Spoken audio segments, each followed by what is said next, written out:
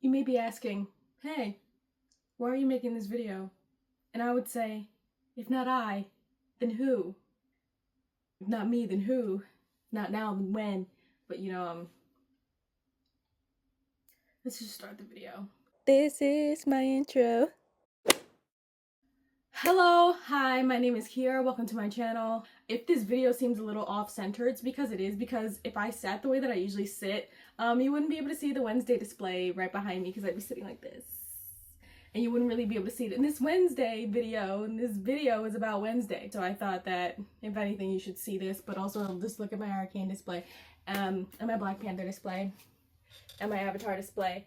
Yeah, so I'm gonna be a bit off-center for this video, but we're just gonna do it. I'm sure it's gonna look fine, no worries. Also, I pulled some kind of muscle in my throat. I don't know if I turned the wrong way, but if I talk in a certain way, it hurts. So, if I sound weird at any point in this video or very low energy, that's why, because my voice is literally I don't know what I did. If you're new here, I do a myriad of things, but here today we're going to be discussing the topic of Wednesday, more specifically one Miss Bianca Barclay.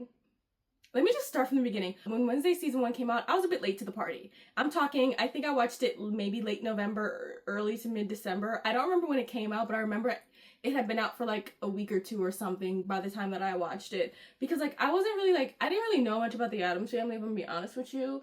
I was just trying to check in on Stuck in the Middle girl. I said, let me see what Stuck in the Middle girl is doing. Jenny Ortega, let me check in and see what she's doing. Literally the only reason why I wanted to watch the show. I was that kid who was watching Disney way past what maybe they thought their target audience was. I was there for Amphibia, I was there for the Owl House, I was there for obviously Gravity Falls and things of that nature, but I was watching it well past my teens, into my early 20s. I was still watching Disney at times, because why not? Disney adults exist. I still tune in every now and then. Big City Greens, Moon Girl, Stugo. Yeah, that's me. That's me right there. And also, why did y'all cancel Moon Girl? Disney, when I catch you. So I was watching for Miss Jenny Ortega, and lo and behold, I noticed something. This girl was carrying this show on her back. Y'all need to get Jenna and that man who's playing Thing a chiropractor, because Jesus Christ. Now, no one else will tell you this. No one else will say this. But the plot of season 1 was paper thin. Okay? It was so obvious. It was so obvious. I mean, it was Tyler. The misdirect was, what's his face? Xavier, however y'all say it. I mean, I've been saying Xavier, I don't know. It was obvious they were trying to push Wednesday to have a love interest. Obviously. The suspense, not there. The stakes, held together by duct tape, fruit snacks, and a dream. Similar to another Netflix project that was gone too soon. First kill. Rest in pieces, just like Juliet's heart. But Jenna? Oh, she held it down. When I finished the show, I was a bit underwhelmed. Again, the plot, for me, wasn't really there. But you know what was there? History. History. I don't know if any of y'all noticed, but they had the 3 main characters of color take down the Quaker. The Latina in Wednesday, the Black representation in Bianca, and the Arab representation in Eugene. Now, I don't think that they explicitly said Eugene's ethnicity, but I looked it up and it says the actor is of Arab descent, so I'm just gonna say that that is what Eugene is also supposed to be. I don't know. But they had the 3 characters of color in the main cast take down the racist Quaker and his accomplice, namely Bianca and Wednesday, who took down Joseph Crackstone, and I think that was just...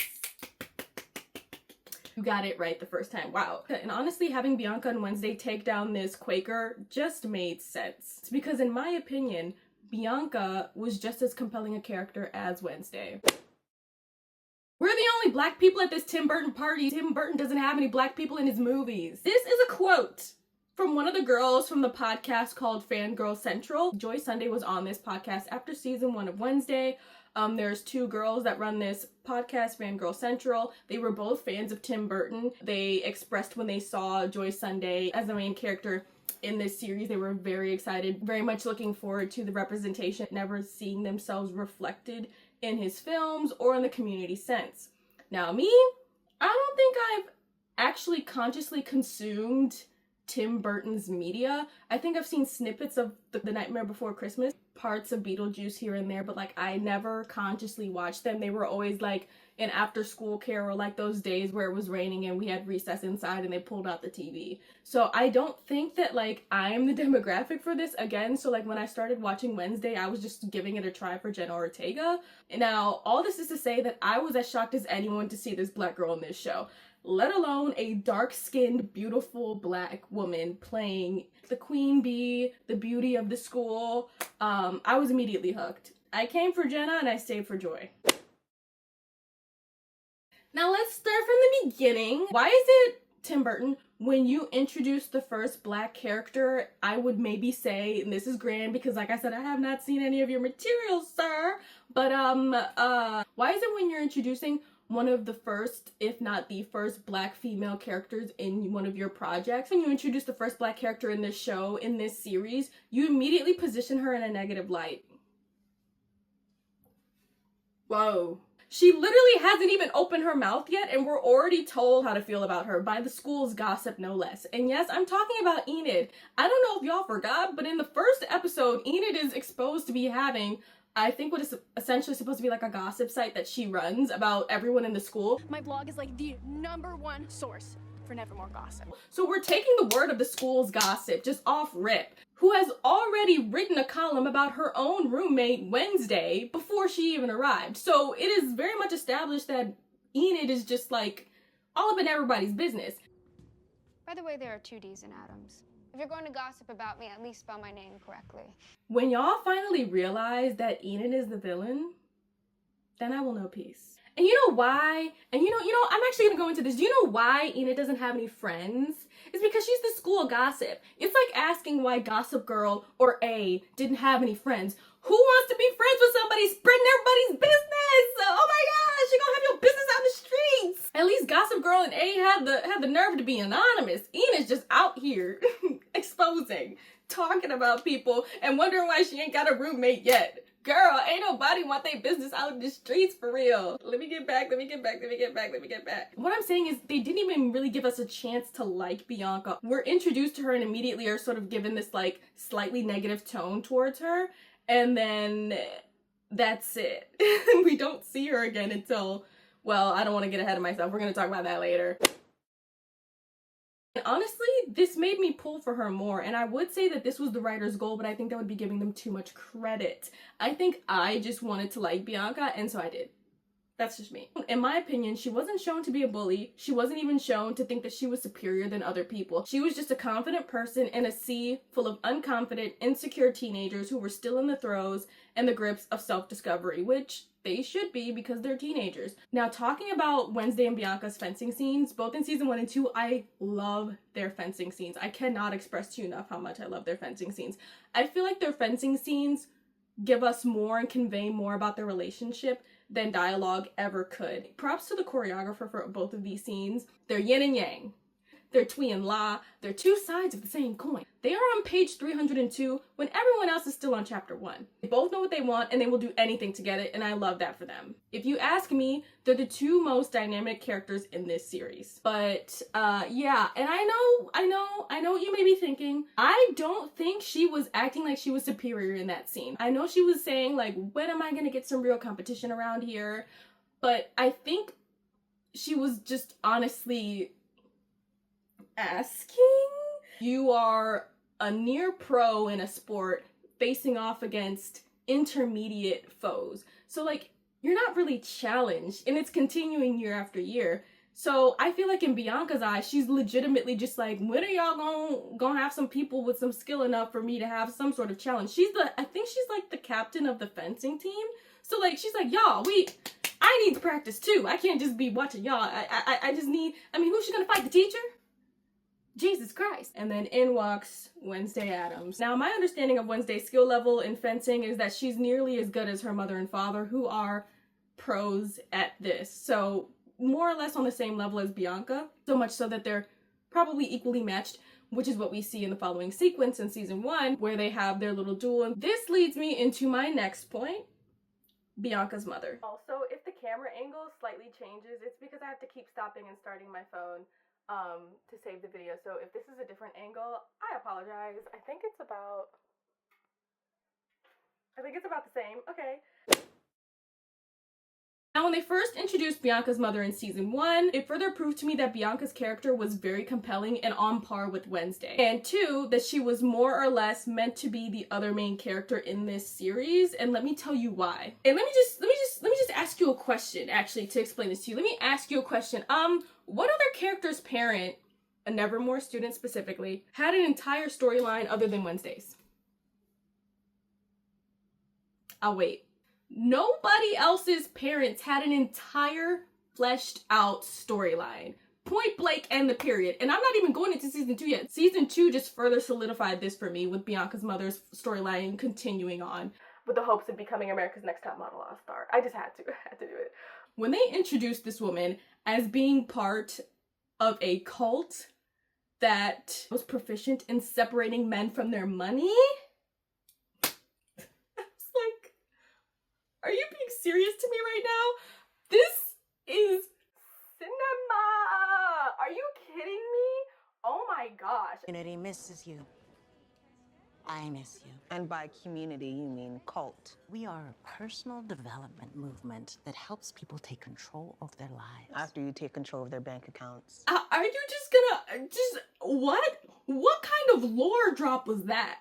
It was absolutely insane. I was like, we have to expand on this. Do you know how long I spent screaming into the ether for them to continue this storyline in season 2? I was begging. You just ask my brother, ask my friends, ask my family. I was begging for them to continue this storyline. I was like, there's no way that you can introduce that Bianca's mother is part of a freaking cult, using her siren song to separate men from their money, and she is trying to recruit Bianca back to do the same. And not only that, that it is revealed that Bianca isn't even her name.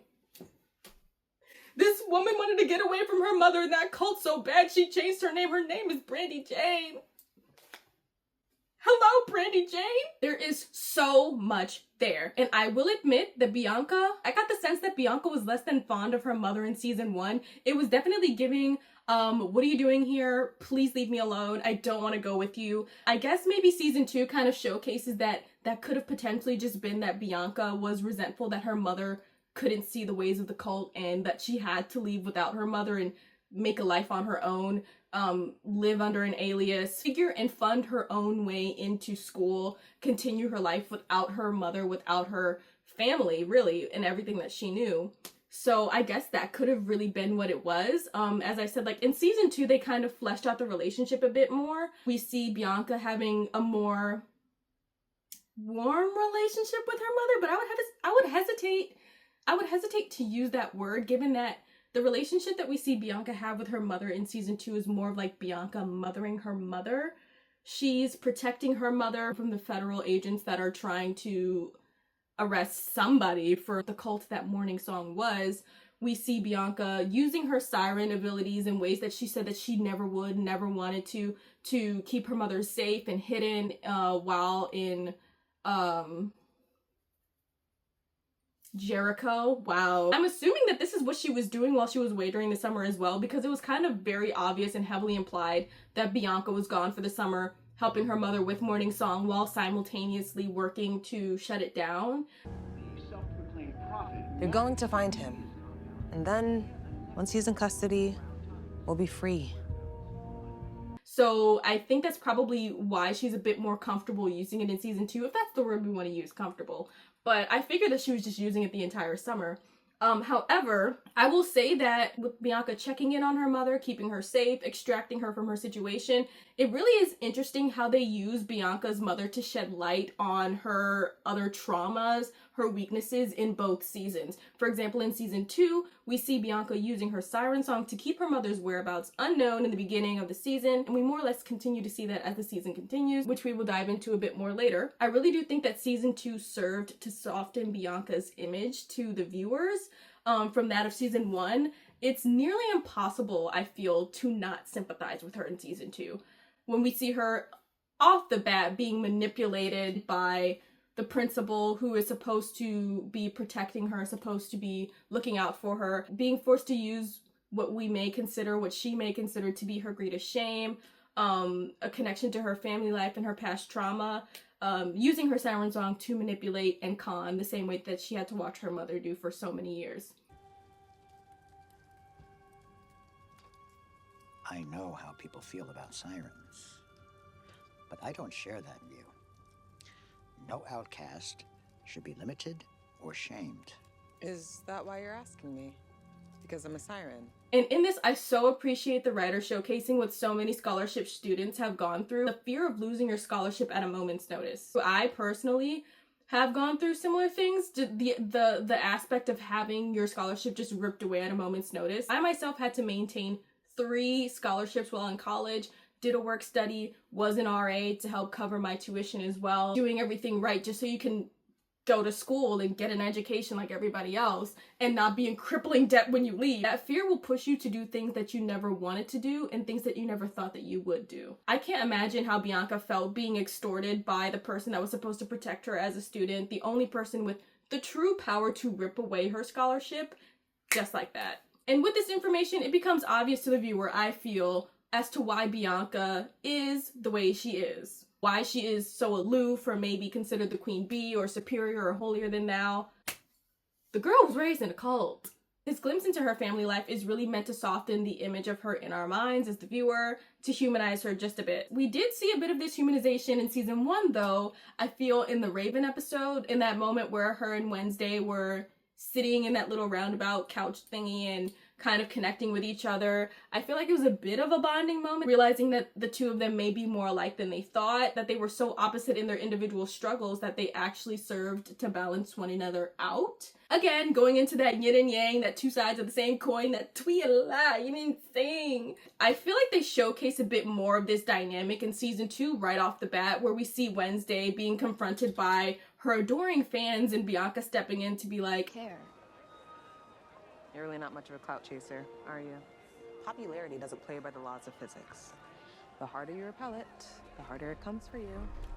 And I think that this really showcases that Bianca had positioned herself in the top of the food chain, in the top of the social ladder, and Wednesday had purposefully placed herself in the bottom. That's where she preferred to be. And I think that we're kind of seeing that dynamic flip a bit, where involuntarily Wednesday is now being pushed on this pedestal by certain individuals in the school, and Bianca is wanting to kind of diminish from the spotlight while she's doing these things that she doesn't necessarily agree with for Dort. Even though that hasn't happened yet, I think at this point in this scene, but like just in general in the season, I think we're seeing like that kind of like shift in presence and popularity.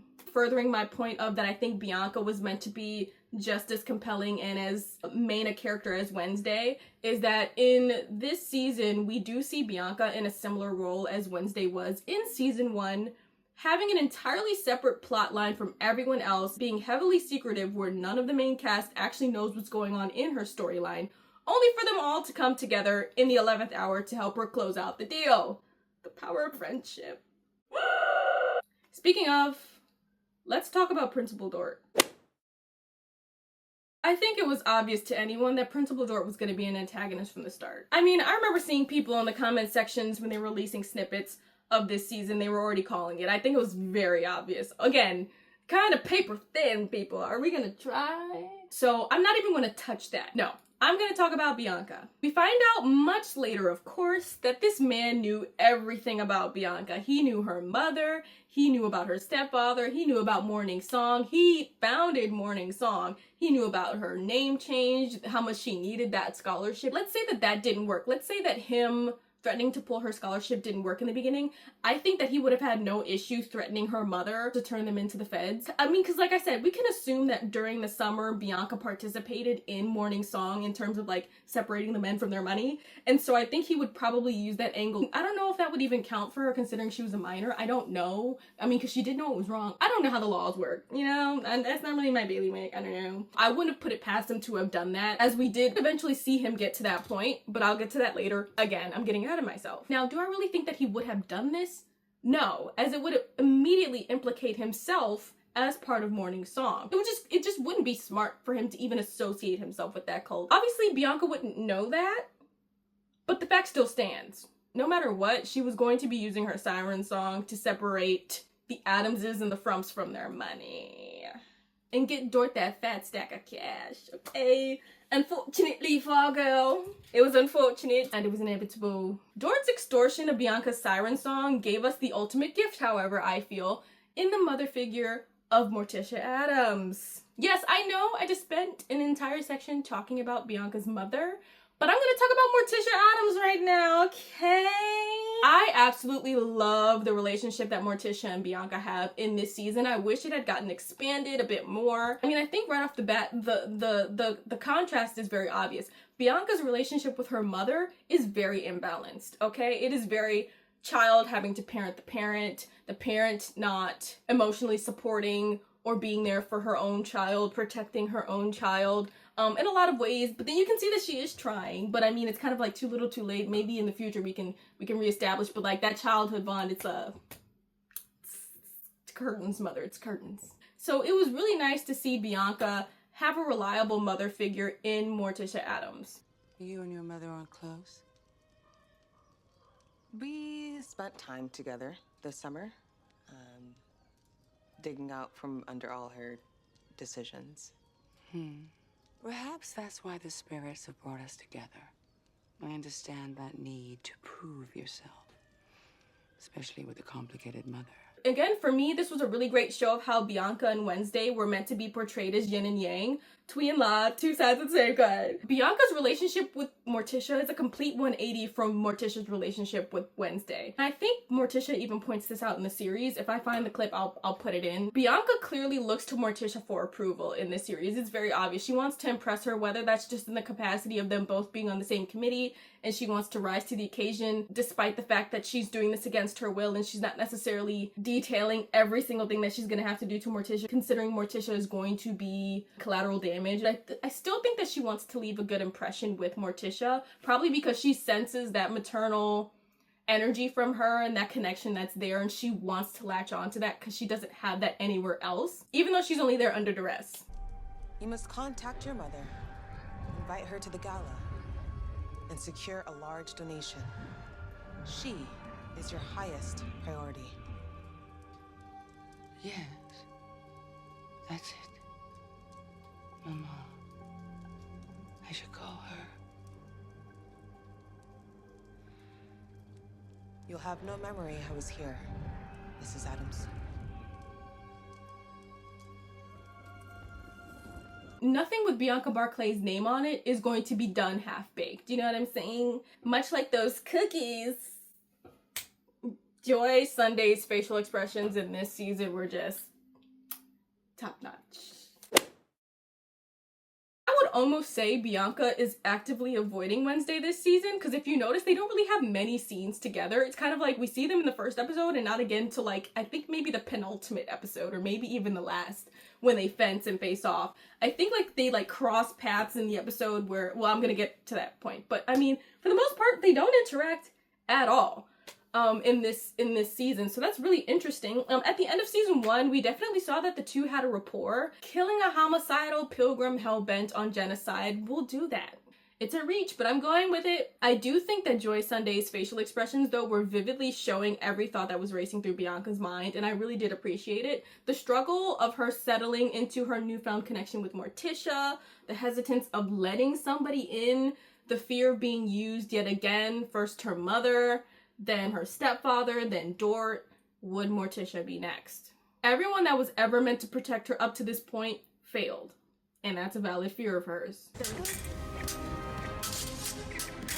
Dort is blackmailing you and your mother, isn't he? He plans to steal your grandmother's fortune. You should have come to me.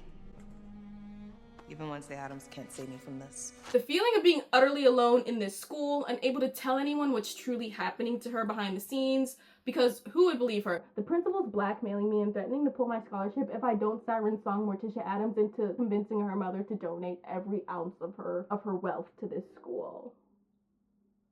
Girl, he would kick her out so fast. And even if they did believe her, who truly had the power to help? For example, Sheriff Santiago. Would Sheriff Santiago take this threat seriously? A non-normie threat? Would it be the last on the docket? Even if it was resolved, what would be the cost of it all? She had no one. Then the situation worsens. Not only was she forced to siren song Morticia, she was forced to eventually siren song Grandmama, the matriarch of the Frumps/Addams family, the wealthiest woman that we've seen so far in this series. So we're introduced to the wealthiest woman so far in this series, and Bianca is ordered to siren song her to get her fortune. In my opinion, Dort was getting too greedy here. I mean, do your research, man. If you're gonna have a mark, do your research on your mark. Don't try to take the fortune of maybe the most penny-pinchingest tightwad of a woman who not only detests the establishment that you are asking her to donate to, she's known for being a tightwad. You said the only charity in life was a quick, painless death. Since my own family has little interest in the empire I've built one grave at a time, I've decided all my spoils should be used to educate future generations of outcasts. Can you believe this woman's generosity? No, I can't. Alarm bells immediately went off for Morticia and Wednesday when they heard this, Wednesday especially.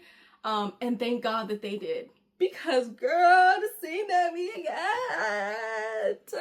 I absolutely love the way that they had Wednesday confront Bianca about this. Bianca, we see her. I'm just gonna set the scene for you, okay? Let me just set the scene for you. We have Bianca letting off steam in the fencing practice room. In the fencing practice room, she's fencing, she's doing the thing. As soon as Wednesday arrives, we can see Bianca's walls go up. And again, I have to credit Joy Sunday. Look at this look on her face. This look! Ah! We see the warning for Wednesday to back off, and we see Wednesday first ignore the look, and then take that warning as a challenge. As she should. We see Bianca struggle throughout the spar to keep her guard up against Wednesday, both literally and figuratively. It was already proven to us that it was already proven to us in season 1 that Bianca is the better of the two in terms of fencing. So the fact that Wednesday pins her further communicates that Bianca is completely off kilter by this point in the series. In the height of her deceptions. Everything is at stake here. Dort knows about her mother. She's already siren-songed Morticia multiple times and has now added Grandmama to the mix. The girl is under a bridge of pressure. And in this scene, not only do we see Bianca bend, we see her break. Something we've only seen her do with Dort at this point in the series. But this time, it's drastically different. Wednesday isn't holding anything over Bianca like Dort is. She doesn't have any blackmail like Dort. And sure, maybe she's threatening her or just menacing in her presence enough, but when has she not been to Bianca? That's not really why she ends up breaking. Bianca, I feel Bianca wants to tell somebody. At this point, the pressure's getting to her. Keeping the secrets has just gone too far. She feels alone. She's an island. She's having to do terrible thing after terrible thing in the name of protecting her mother, in the name of protecting her future, her scholarship, everything. It's just too much. She's tired of being a pillar of strength for so many. Her mother, a leader to the school, a tool and a weapon for Dort. Bianca just wanted somebody to see the mermaid struggling to keep her head above water. So she tells Wednesday, and she tells Wednesday everything. I thought I had freed my mom from my stepfather. But it turns out, Gideon is just a front man. And Dort is behind it all. He was playing everyone from the start. He plans to steal your grandmother's fortune. You should have come to me. Even Wednesday Addams can't save me from this. I'm sorry, but I had no choice. And I still don't. You won't remember this conversation or anything you know about my mother. Nothing about the gala is suspicious to you. Let it go. You can see in this scene her pent-up frustration, the helplessness, the overall emotion Bianca had about the situation. The emotion she was not allowed to showcase. Then she siren songs Wednesday into forgetting, so it doesn't really matter. I feel there are multiple reasons as to why she siren songs Wednesday after telling her. I think above all, it's the shame and fear of being perceived despite desperately wanting it. I think she realizes that she's directly hurt Wednesday by siren-songing her family, by essentially planning to con her family, even if it's on Dort's behalf. She doesn't really have a choice, but she does, but she doesn't. And I think she's kind of scared a little bit. I don't think she fears Wednesday, but I think she fears what could happen, because how would a sane person react to finding out that you conned their family out of millions of dollars? And then so take that and then multiply it by 10, and that's how Wednesday would react. Being that Bianca and Wednesday are two sides of the same coin, they have nearly completely opposite ways of going about things. I have to believe that even if Bianca did believe that Wednesday could help her, she wouldn't take the help knowing that Wednesday would likely go off the rails with whatever plan that she had. In her defense though, Wednesday often bites off more than she can chew. For example, Wednesday has an off the rails plan to essentially make Tyler her own monster by luring him into a secluded location, and ultimately fails at the entire thing, almost getting herself killed in the process. So yeah, if Bianca doesn't have trust in Wednesday, I'd say that's like valid and earned. I think Wednesday understands something about Bianca that I think the writers are trying to tell us time and time again, and it's being challenged so much this season, and that's the fact that Bianca has survived this long by following the rules, and Wednesday has done the same thing by doing the exact opposite. And the gag is, Wednesday already knows this about Bianca. No, she won't trust her, not only by the fact that she has kept it from her this entire time, but shown by the fact that Wednesday has Agnes lurking in the shadows because she knows that Bianca's probably going to siren song her, because she also figured that Bianca was going to tell her, because I think she knew that she was the only one that would be able to get through to Bianca enough for her to feel safe enough to say what was actually going on. She had Agnes lurking in the shadows, knowing Bianca would siren song her, despite knowing Bianca detests using her siren song and or being perceived as a siren to sing her way into whatever she wants. Wednesday knows Bianca because they are one and the same at the end of the day. Both are too proud to ask for help, more than willing to go down in flames if it means that they never have to ask for help, if they never have to show that they are vulnerable. In this scene, I think we do see growth from Wednesday, especially from season 1. Bianca's drama is starting to bleed into her own family, which is probably why she decided to get involved in the first place, given the fact that Bianca's trying to steal her grandmother's fortune to give it to Dort. But Wednesday, I think, goes above and beyond the call of duty to make sure that it isn't herself that defeats Dort, but that it's Bianca that does that, because I think Wednesday understands that Bianca needs that because she was wronged in so many ways by this man. All Wednesday does is ask for Bianca to trust her. She doesn't ask for anything else. She doesn't ask to give her this moment. She doesn't ask what she wants, what she needs. She just, I need you to trust me. I need you, Bianca, to trust me. All while setting up the perfect storm for Bianca to finally take control of her own story this season.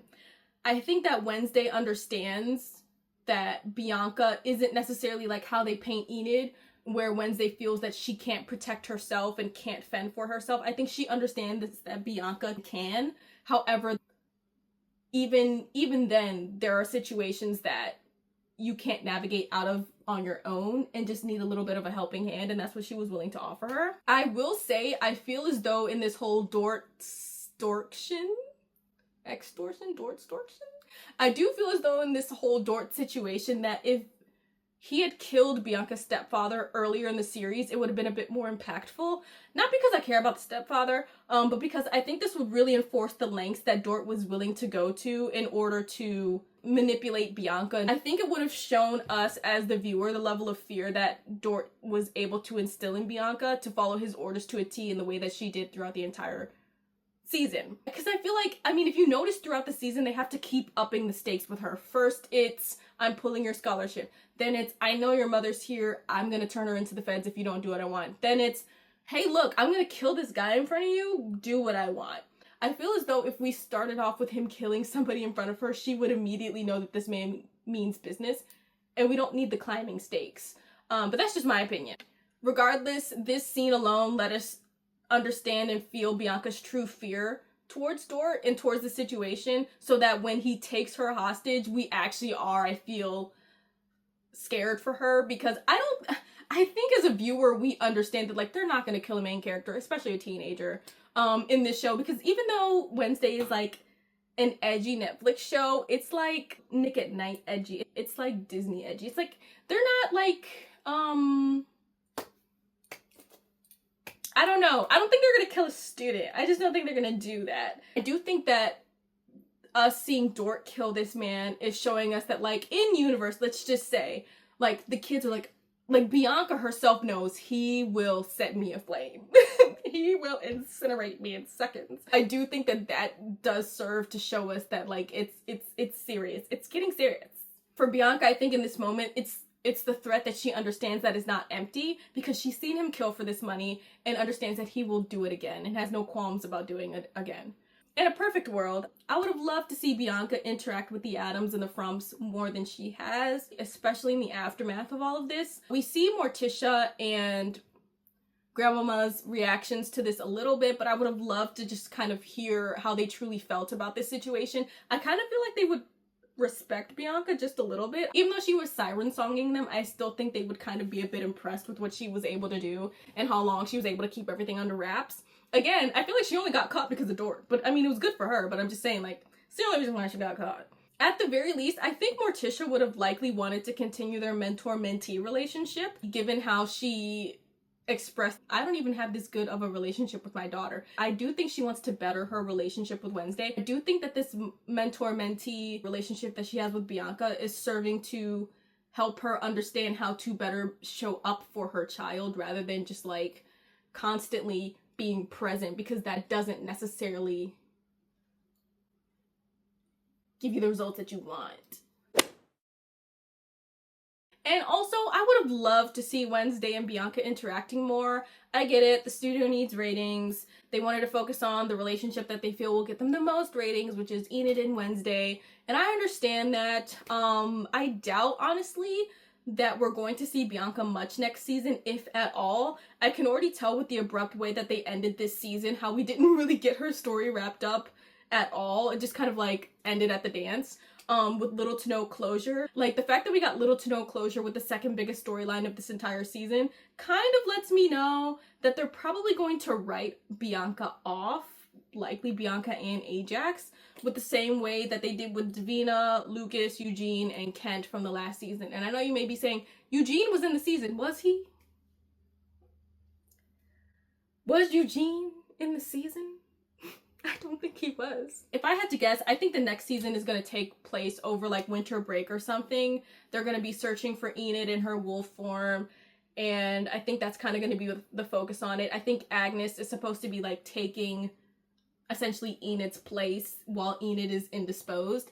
I will just say, I don't know if I'm going to keep this in. I will just say, I think they're fumbling Enid so bad, because like season 1, she had little to no like purpose in the plot. I guess she was like helping Wednesday become a bit more social, so that was fine. But like, other than her wolfing out and like detaining Tyler, I don't know that she did much. And then same for this season, she definitely didn't really do much for this season.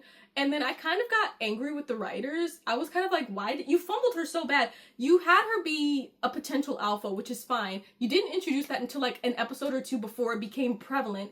And then you had her shift when like, it's like, digging for 5 seconds. We're not going to do it fast enough. I have to shift. Girl, what? Let's just pump the brakes. We just started 2 seconds ago. I think maybe we can get to Wednesday. I think maybe her lung capacity is bigger than we're thinking. You don't have to shift and stay in this werewolf form for the rest of your life. Let's just think for a second. So I kind of am frustrated with how they have been handling Enid's character. I feel like there's a world where I like her character a bit more. But if I'm going to be honest, Enid is a bit like mean. Like, again, she writes a gossip blog about every student in the school. She immediately judged Wednesday, which is, I mean, fine. It's a given. Everybody did. She ghosted Ajax over the summer, didn't even break up with it, and had the nerve to show up with a new boo. And that's karma, because that's why your new man had a girl back home. Tragic! I will say that I do think Agnes is a really interesting character in the sense that she is quite literally just a slightly different version of Enid. I feel like she's a character struggling with self-identity. For Enid's case, a character struggling to self-identify, hiding in their abilities rather than their lack thereof, latching onto a person, Wednesday, who is so sure of themselves that they do not need or rely on their own abilities, having confidence in themselves to be able to navigate the world on their own if need be. And the attractiveness of following someone who has no expectations of you, yet will utilize you for the skill set that they can see that you have, even if you don't, yet failing to realize in that you shouldn't look to another person to give yourself that validation of who you truly are at your core. I would argue to say that neither Agnes nor Enid truly knew who they were as people, which is why they heavily invested in over-analyzing others, Enid with her gossip blog and Agnes with becoming obsessed with Wednesday. That is understandable. This is just really extreme cases of it that we're seeing. But I think, again, that is why Bianca and Wednesday are different than their peers. They're hated on, Bianca, or shunned, Wednesday, by the general populace / student body. They don't struggle with that. They don't struggle with self-identity. They aren't plagued by it. They know who they are at their core, and they know who they are with or without their abilities. And I guess that's the best way to summarize my love for Bianca Barclay.